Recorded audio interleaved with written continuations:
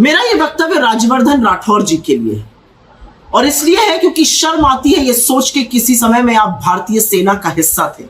शर्म आती है ये सोचकर कि किसी समय में आप इस देश के शौर्य और पराक्रम की वो वर्दी पहनते थे जिसको पहनकर लोग अपने आप सच बोलते हैं। आपने 3 दिन पहले लोकसभा में एक वक्तव्य दिया जो निहायत ही घटिया था और जिसमें आपने कोरा सफेद झूठ बोला और यह आपकी संगत का असर है, क्योंकि जिस संगत में आप रहते हैं वहां पर जितना ज्यादा जो झूठ बोलेगा उतना आगे वो जाएगा। झूठ बोलने की सीख और झूठ बोलने का परीक्षण तो खुद गृह मंत्री और प्रधानमंत्री देते हैं, जिन दोनों लोगों ने इस बार सदन में झूठ बोला। पर उनका क्या, एक तड़ीपार थे, जुमलों के बेताज बादशाह हैं।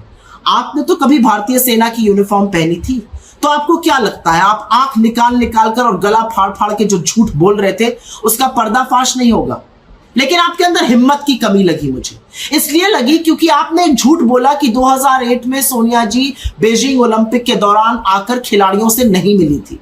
यह झूठ आपने सदन में बोला और आपने गद्दार शब्द का प्रयोग किया।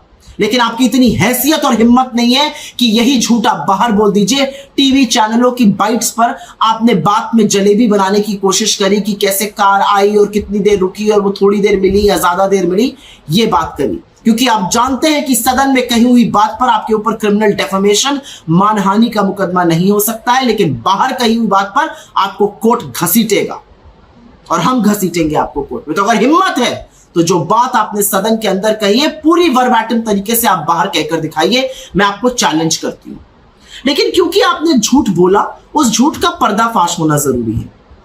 2008 के बीजिंग ओलंपिक में ना सिर्फ Sonia Gandhi ji games village I थी, बल्कि इंडियन ब्लॉक भी आई थी और खिलाड़ियों से मिली थी और उनको कहा था कि आपसे देश बहुत अपेक्षा रखता है, आपको सबको मेरी शुभकामनाएं। और इसकी पुष्टि बॉक्सर विजेंदर सिंह ने करी है, इसकी पुष्टि अभिनव बिंद्रा ने अपनी किताब शॉर्ट एट हिस्ट्री पर करी है कि सोनिया जी वहां पर आई थी।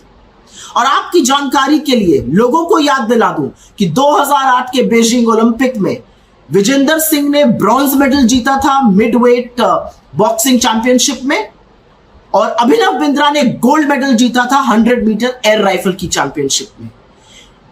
यह वो ओलंपिक था जहां पर 57 भारतीय खिलाड़ियों का एक कंटिंजेंट गया था, 12 स्पोर्ट्स कैटेगरीज में पार्ट लेने, करीब 44 सपोर्ट स्टाफ था और उन लोगों ने पुष्टि की है।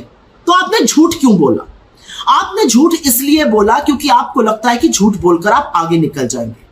लेकिन आप तो वो इंसान हैं, आप तो वो व्यक्ति हैं जिसने कारगिल का युद्ध लड़ा था।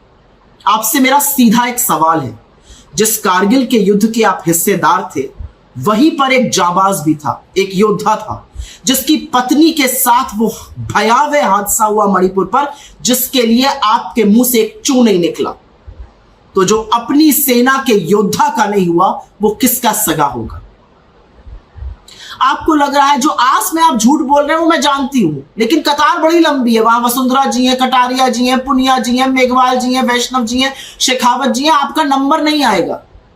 लेकिन एक बात सच है कि जब समय बीत जाएगा और जब झूठ और नफरत के कारोबारी झोला उठा के चल देंगे तो ये देश आपसे पूछेगा कि आपके इतने नीचा गिरने की जरूरत क्या थी, आपके झूठ बोलने की जरूरत क्या थी, इतनी चाटुकारिता करने की जरूरत क्या थी। और एक चीज मैं जाते जाते आपसे पूछना चाहती हूं, क्योंकि आप योद्धा रह चुके हैं, क्योंकि आप भारतीय सेना का हिस्सा थे, कभी सोचा है और कभी पूछा है, हैसियत है आपकी पूछने इसके लिए कि देश के प्रधानमंत्री से उन्होंने चीन को क्लीन चिट क्यों दी? कभी पूछा है मोदी जी से कि 18 बार चीन जाते थे, क्या करते थे वहां जाकर? कभी पूछा है कि जब जाबाजों की शहादत हुई और 20 सैनिकों की शहादत हुई गलवान में, उसका बदला हमने क्या लिया? हमने बफर जोन क्यों बना लिया अपने पेट्रोलिंग पॉइंट्स? हमने स्ट्रेटेजिक पॉइंट से क्यों पीछे हट गए? कभी पूछा है कि चीन को सबक सिखाने के बजाय लाल शर्ट पहनकर आपने चीन के राष्ट्रपति की अगवानी क्यों करी बाली में? कभी पूछा है कि बाली में उनसे क्या बातचीत हुई? कभी पूछा है कि क्या बदला लेने का मतलब है चीन के साथ व्यापार बढ़ा लेना, $100 बिलियन का ट्रेड डेफिसिट कर लेना? जिस दिन यह हिम्मत और हैसियत हो जाएगी उस दिन आप इस सेना का ऋण चुका देंगे। तब तक के लिए आप उस पार्टी का हिस्सा है जो देशद्रोही है। देशद्रोहियों और देशभक्तों की इस जंग में आप देशद्रोहियों के साथ खड़े हैं और आपने जो घिनौना कृत्य किया है उसने आपको ही नहीं, उस वर्दी को भी शर्मिंदा किया जो आप कभी पहनते थे। शर्म आनी चाहिए आपको।